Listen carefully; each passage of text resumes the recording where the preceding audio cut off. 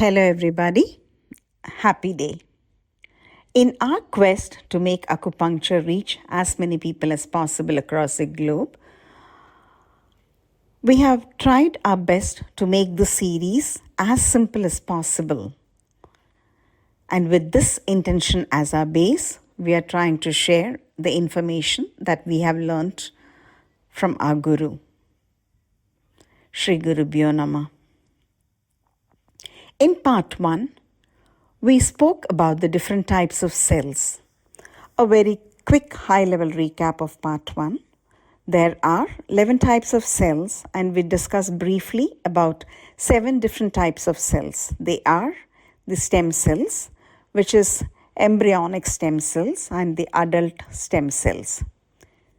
Second, the bone cells, which are osteoblasts, osteoclasts, osteocytes, lining cells. Third, the bone cells, which comprises of red blood cells, white blood cells, and the platelets. The fourth, the muscle cells, which are the skeletal cells, cardiac cells, and the smooth cells. Fifth, fat cells, which are white adipocytes, brown adipocytes, along with slightly touching upon the sex cells. The sixth, skin cells, that is keratinocytes, melanocytes, and Merkel cells.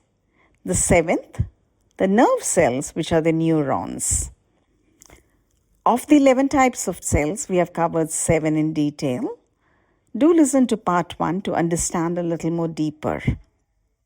Now, let us continue to talk about the remaining cells. The 8th cell, endothelial cells.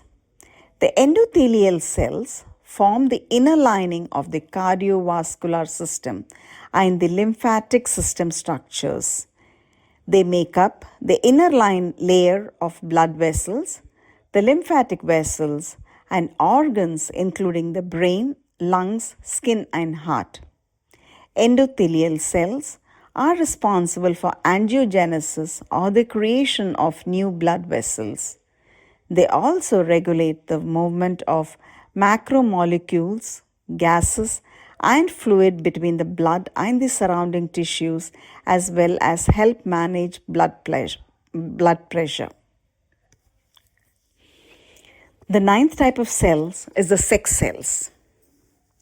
The sex cells or gametes are reproductive cells created in male and female gonads that bring new life into existence.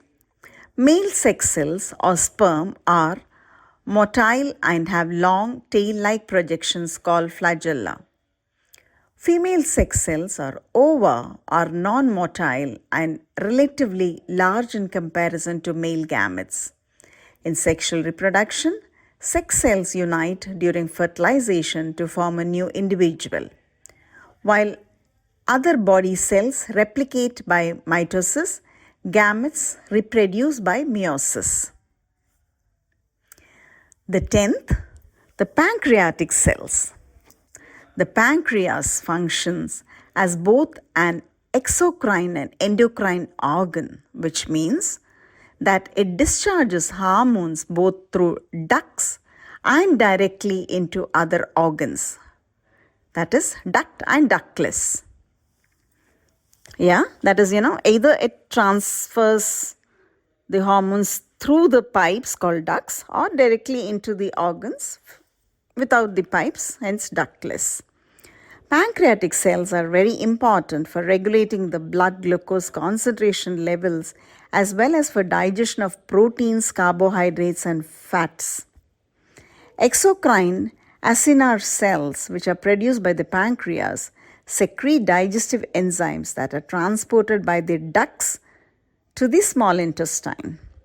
A very small percentage of pancreatic cells have an endocrine function or secrete hormones into the cells and tissues directly. That is, they become ductless.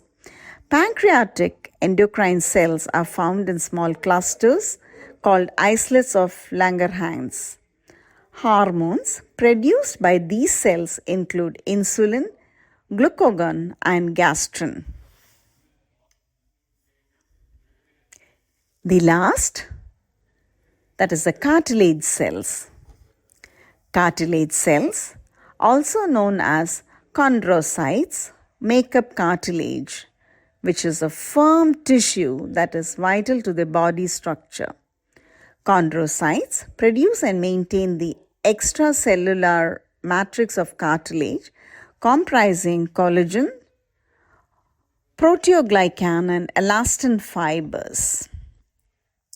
We have just discussed the very basic information regarding the 11 types of cells in any human body. We'll probe further into the other aspects like the anatomy, the functions of each of the organs. Stay tuned. Thank you so much for listening so patiently. Hope to help you all understand the basic concepts. See you soon in the next session. Have a great time and happy listening.